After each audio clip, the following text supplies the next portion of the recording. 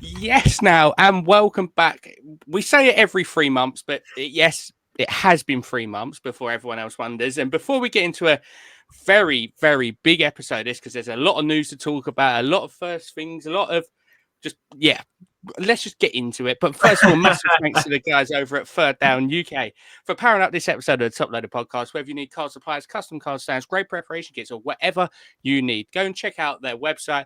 Use the link in our bio, but also use TTP10 at checkout for 10% off your whole order. And the man, the myth, the legend himself, Mr. Real Harry's World, has joined us again. How are you doing, my friend? I'm busy, man. It's been a busy couple of weeks for things, card show related stuff, this card show related stuff, not this show related stuff outside of the world of cards, believe it or not, that there is one. So yeah, a lot going on, but yeah, buzzing for Friday. God, it's weird to say that I'm looking forward to a Friday.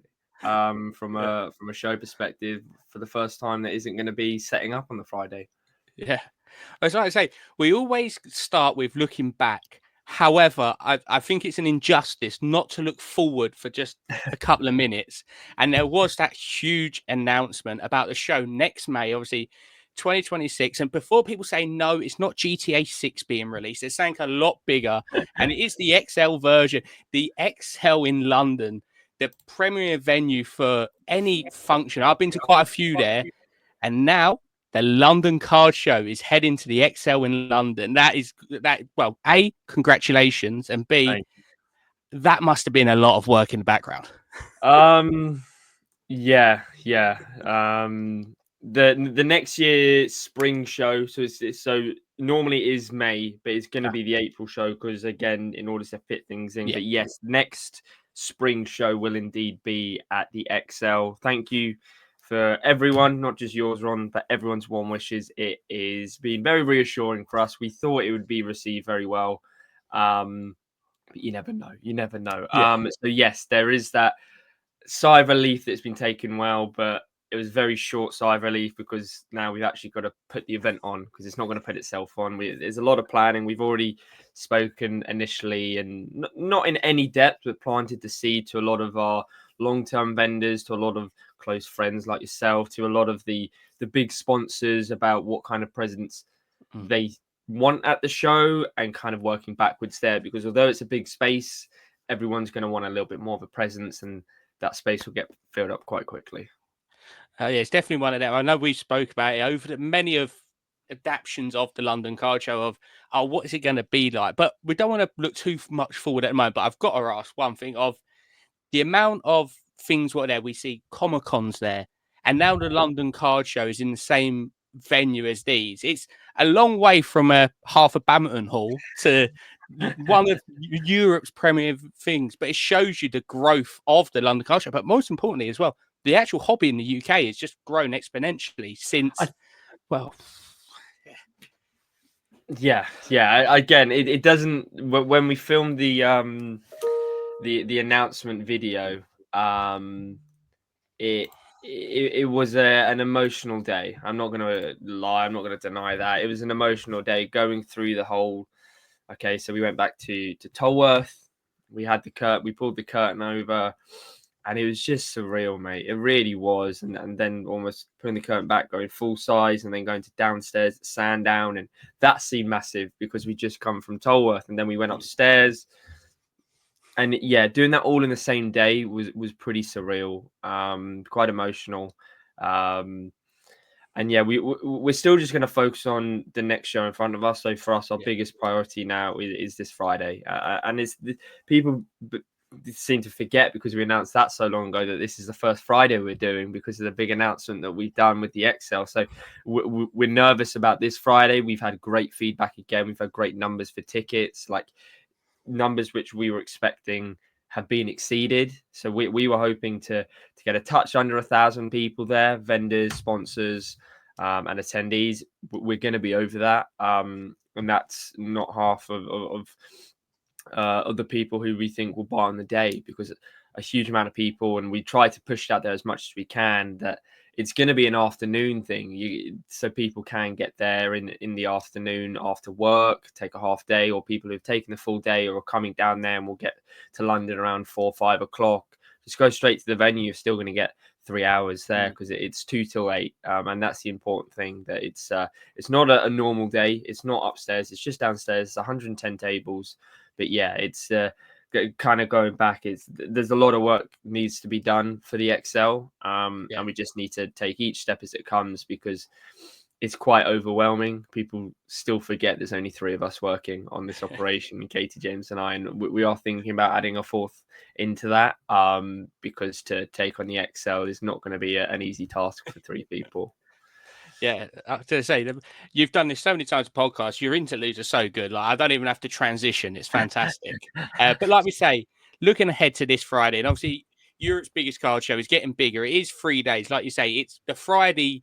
I remember speaking to you when you first announced it, and you was a bit like, I wonder how many people are going to be intrigued. But it seems like, from what I've heard of, near enough everyone I've spoke to is just like, oh, yeah, I'll see you Friday. It's not even now we're questioning, oh, we'll see you Saturday. It's just, oh, yeah, we'll be there Friday. It just seems like the question of, will it happen in the UK in terms of the Friday's a bit different? It seems to have gone down from my perspective. Obviously, you know all the analytics behind it, but like as you mentioned, it sounds very good. The Friday just seems like everyone's got on board with it straight away, and it's going to be a hell of a day as well. It's been an interesting one because it's no slight transition. Like what we've done before has always been kind of a small step in the same direction. So like going to Sandown it's just increasing the capacity, but the day is going to be the same. The trade night is slight addition. It's kind of like a different event, but people still be there. It's on the Saturday.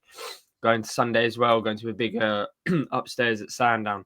All these kind of things. One, like massively changing what was already happening in the show, whereas the Friday is completely different. It's a working day for a lot of the people, and a lot of us need to remember that this is a hobby for most of people. Like a lot of people, this is a complete hobby, and it's fantastic to see the amount of people who are going full time. By the way, that's really reassuring for the hobby, and it was a big factor. And we'll go into the more later. About the amount of people who are going full time in cards. Some of them are just buying and selling and flipping cards. Some of them are going down more the route of partnership with bigger brands, whether it's breakers, whether it's retailers, whether it's whatever. There's more and more people becoming a full-time job. So I think that was a big factor. And yeah, it was, of course, when Saturday and Sunday sold out, it helped a lot with the tickets because that's natural. But still, before they were sold out, it was doing good numbers. But now, like I said, as of this morning, we'd have touched under 1,000, and they're selling pretty well. So I'd be surprised if I didn't look now and it was over that 1,000 mark. As I say, when no doubt, obviously, we've seen it with the TCG. I popped down there at the last show, but now having Sports and TCG down there on the Friday, it's going to remind us of the shows prior to moving upstairs, which I know, like you said there, you've come full circle in the brilliant video you put out with the team of showing each venue, but it's got to be surreal for you as well, going to be this weekend. That the Friday it's going to be downstairs like it used to be, but then naturally the Saturday morning it's going to be downstairs, but then you've got to remember, oh, wait a minute, it's upstairs as well. Yeah, it is. It's almost come full circle with the full show being that floor on the Friday, and the numbers will probably be pretty similar. And I think it's going to be, we're going to be learning. We'll be listening to feedback all the time. It's why we did this, because the demand was there. We'd been planting the seed for a while about the Friday. And I kind of said, look, to Katie, you run the operations for the weekend. The Fridays, and the beauty of it, we can almost multitask. The Friday we can still set up as a team upstairs while downstairs is going on. And I think that's the beauty of it. Like, people be none the wiser that upstairs will probably be carnage with myself, and I'll be downstairs, but Katie and the team will be upstairs with 10 other people, putting everything together, getting the 400 odd tablecloths on the tables, the numbers, all the small bits which people may not realize that really add up. So yeah, it'll all come together, but of course we're learning. And I think with it being 2 o'clock is, again, gives a little bit more leeway and to get things in shape, with vendors arriving at 2:30 and sponsors the opportunity to set up upstairs and then go downstairs as well. Yeah, I think it's going to be quite an interesting balance. It's going to create this aspect as well of people be able to move stock, but also pick up stock on the Saturday, Sunday. It gives a lot of buyers that really good opportunity to get some new stock in on the Friday ahead of the show, whereas normally it's from America, China, wherever it may be. But actually, money going in between vendors, sellers, whatever it may be, before the show even starts. That's going to be fascinating because no doubt someone's going to pick up a card on the Friday, sell it on the Friday night, and then have to buy something the Saturday morning. And it's just getting that money and that cash injection back into the hobby, which I think is going to be quite optimistic and actually going to be really nice to see.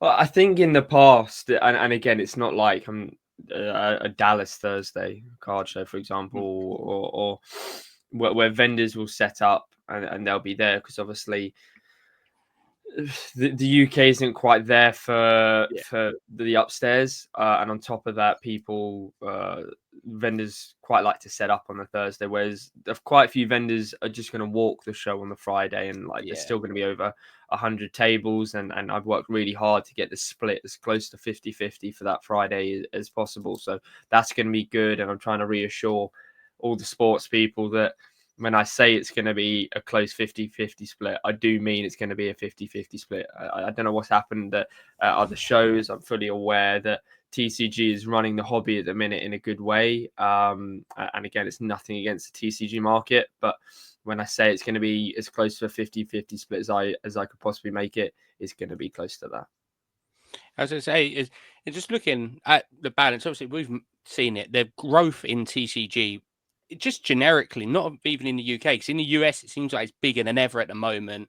So much money's going into it, and I've seen a lot more TCG shows come up. But having that 50-50 split is so important. We've spoke about it on plenty of times on other recordings and with people, but the sports market is very strong as well at the moment. In terms of there's a lot more people than we actually realise that are buying and selling now, who have come from that collectors based. I know 3 or 4 people, it's their first show. So that's great as well. It must be nice for you to see people that walk through the door for the first ever card show and now they're setting up at the show as well. Like for them, it's like they've got the inspiration and now they're taking it into their own procedure and just way of life, making money on the side. As you say as well, what the best thing is so many more people as well actually making good money from it.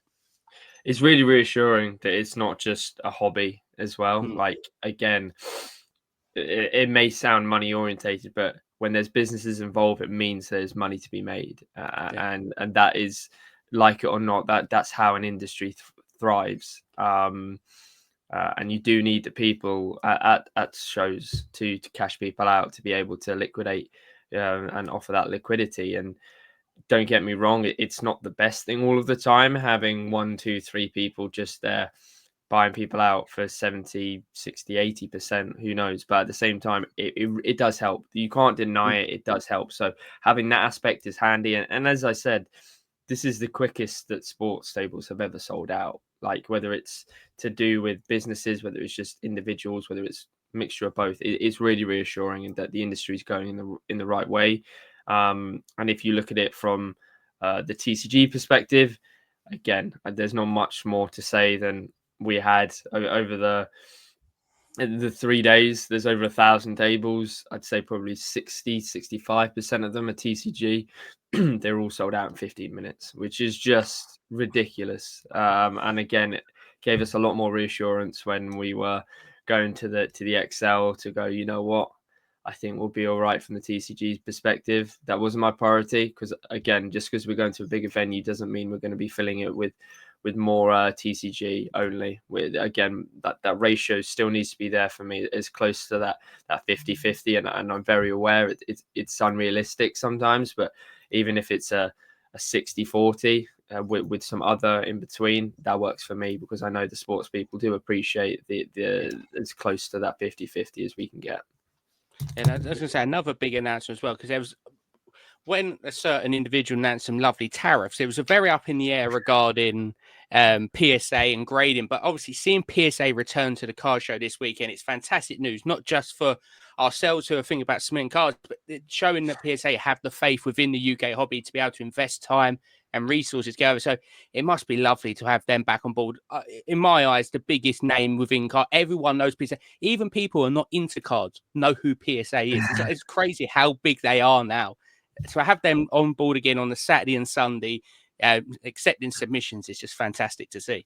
It's really cool to have such a global company. And again, like you say, it's not just sports. TCG, they authenticate, they encapsulate just about anything. Funko Pops, as I said, authentication. They're big on comics now, games. They're really going through the industry. But having them on site is huge. I think the whole tariffs really threw a spanner in the works, which will have an impact, simply because they've only just been able to announce prices. Now, everyone's been asking for prices for weeks, and they were close to, and then Donald did what Donald did, and then he undid it. So all the work they did in that couple of weeks or that week was then undone, but then they didn't want to announce it in case something else changed. So the biggest thing which they're focusing on and we're focusing on is just not letting people down in terms of like over promising undelivered. Because for me, that's the worst thing you can do in events.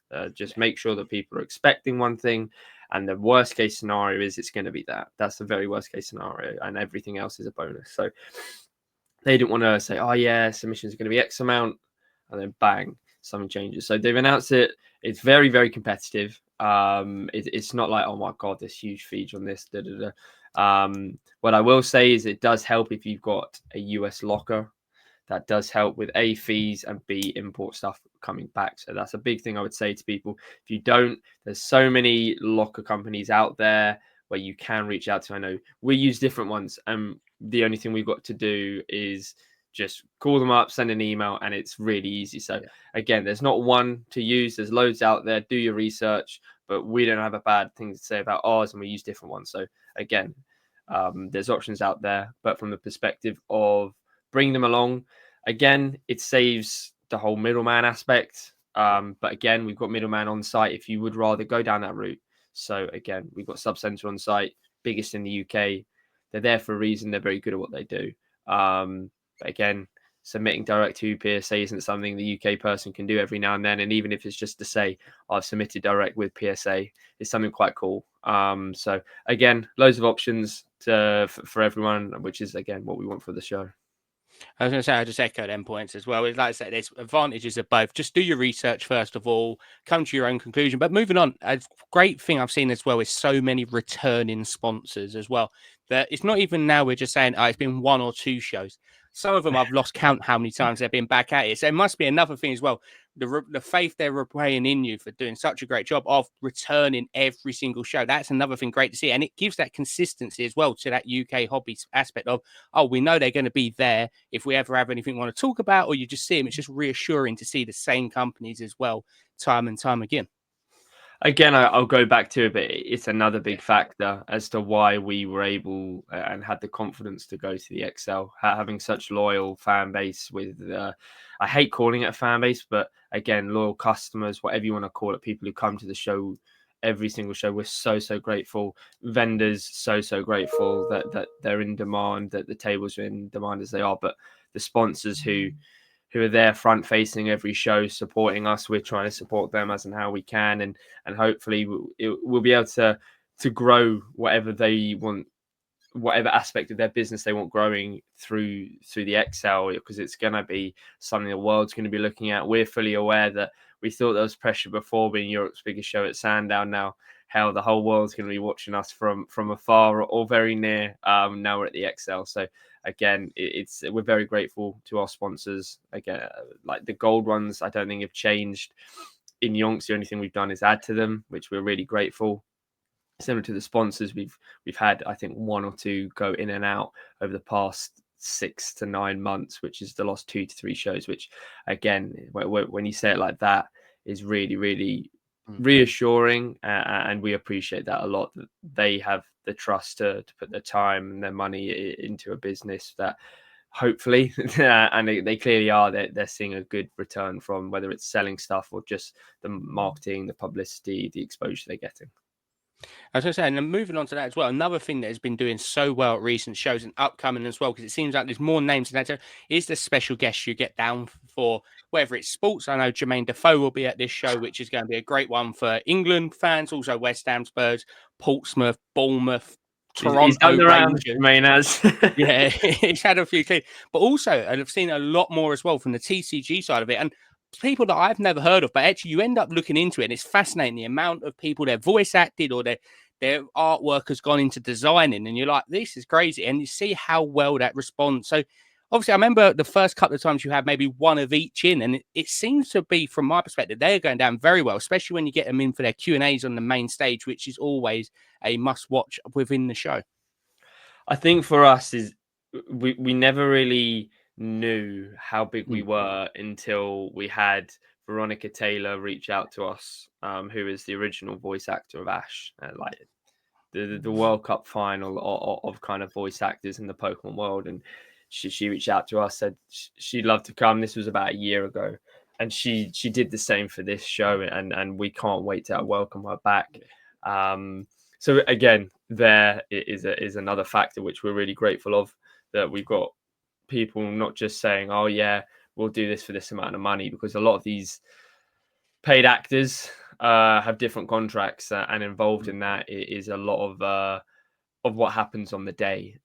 So for us, it's really reassuring. But again, we've got Lorcana artists coming in, which is really, really cool. Like, again, I'm not massively into Lorcana, but when I see some of these cards and the art, it's just so cool. It's like your favorite characters doing something really cool on a card. And again, the fact there's a game which could be played out of it really makes me like think about getting involved in that kind of aspect of the hobby, the competitive side, because you forget that there is championships going on, and again, it's another aspect of the show. We've got the Yu-Gi-Oh regional tournament happening all at the same time, so a lot goes on. But in terms of the actors and the voice actors and the artists and the professional footballers, we try and have something for everyone. We've been trying to do this for a while, that if the son loves Pokemon, but his dad's been big into football for a while, hopefully Jermaine Defoe will give the dad a reason to come down and go, actually, that wasn't a bit of a boring day. I got to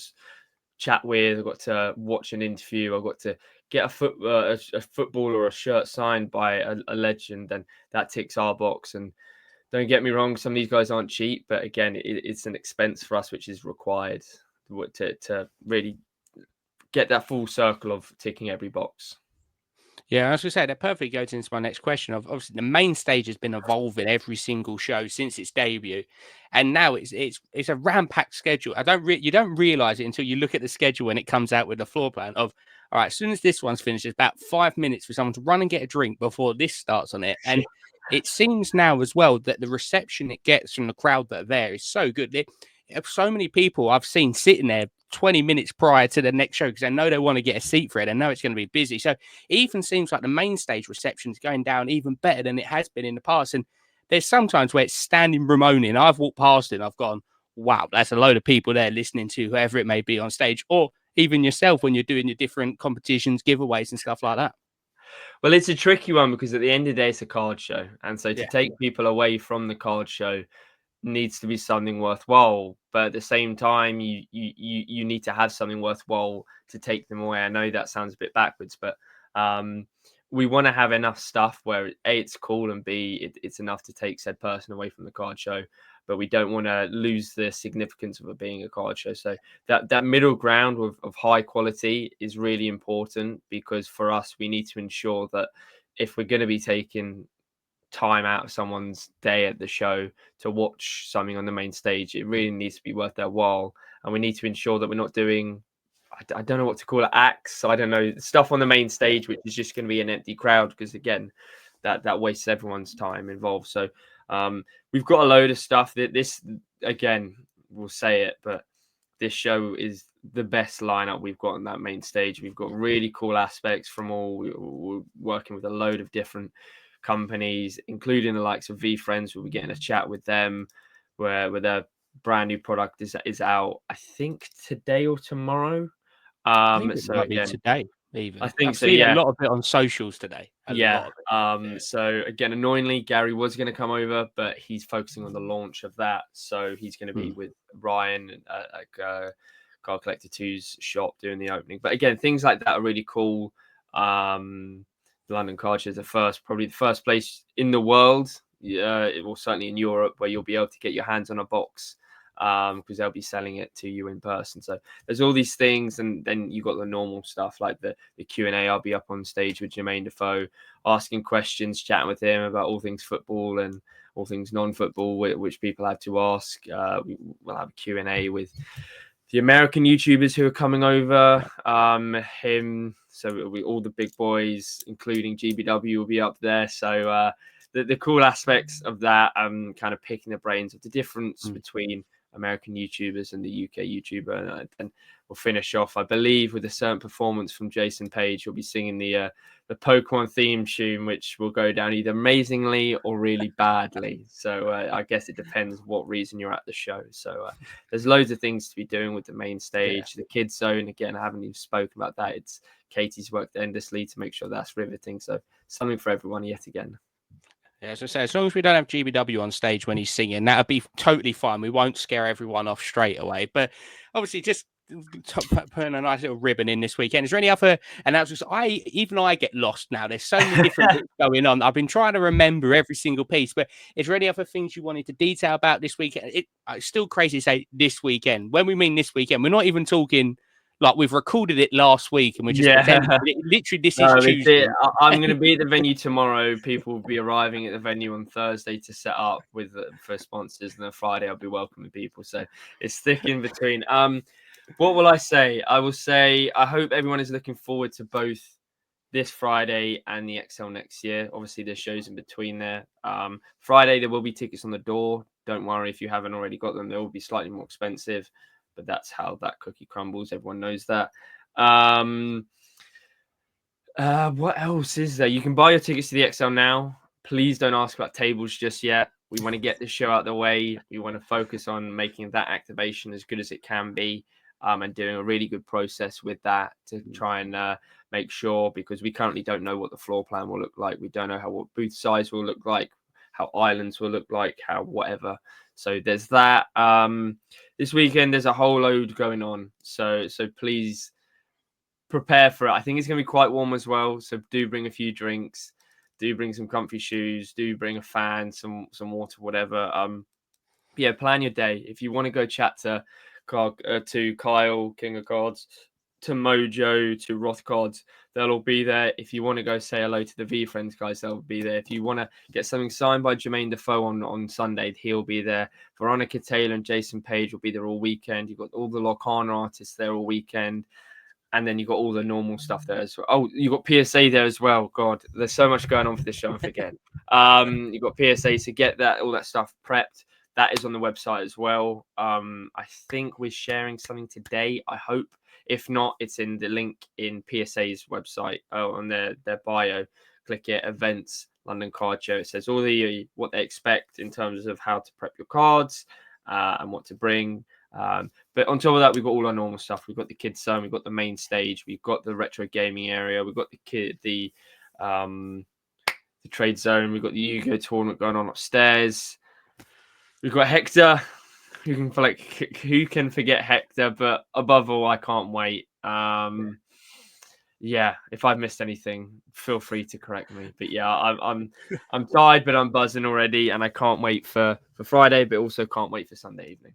Yeah, like I say, it's easy to forget bits now to it. There's so many moving pieces in the cog, so to speak. But like I say, I can't wait for it. We both can't wait for it. Obviously, this Friday at Sandown. It feels weird saying Friday, but it's going to be fun. We'll get used to it. We'll get used to it. Trust me, with anything London Card Show, you get used to it very quick. And no doubt, by the time it comes about 3:00 on Friday, it's just a Friday part of the show. But like I say, from everyone listening and obviously myself, a massive good luck to you and the team for this weekend and the upcoming shows, which we can't wait for as well. But we'll see you this weekend. And wow, it's another London Card Show.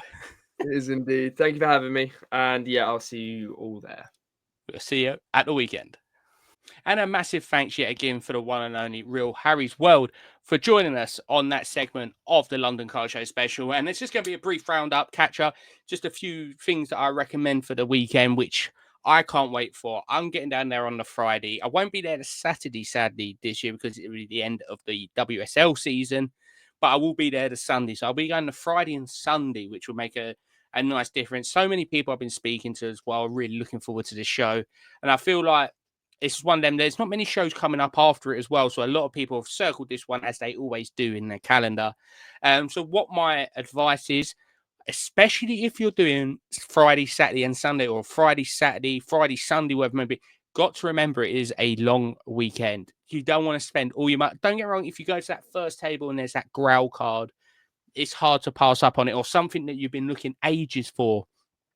Definitely work out a deal and get it done. However, if you are going, make sure you do have a look around. Like Harry said, there's over 100 tables on the Friday alone, and then your 400 tables on the Saturday and Sunday. So it's going to be a blockbuster weekend. I personally can't wait for it.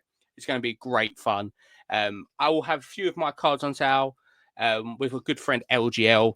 There are a few of my Olympics bits, some of my England cricket stuff, some of my women's football. I'll be helping him out with some cards, but also he's helping me out trying to clear some stock, which is much needed ahead of a couple busy months. But like we say, that's going to be great. But I've just wanted to speak briefly, as I haven't been able to so far, regarding that April show next year in 2026 at the ExCeL in London. No, it's not just even better for me because it's closer to my house. I only have to get the Underground and DLR and Jubilee line.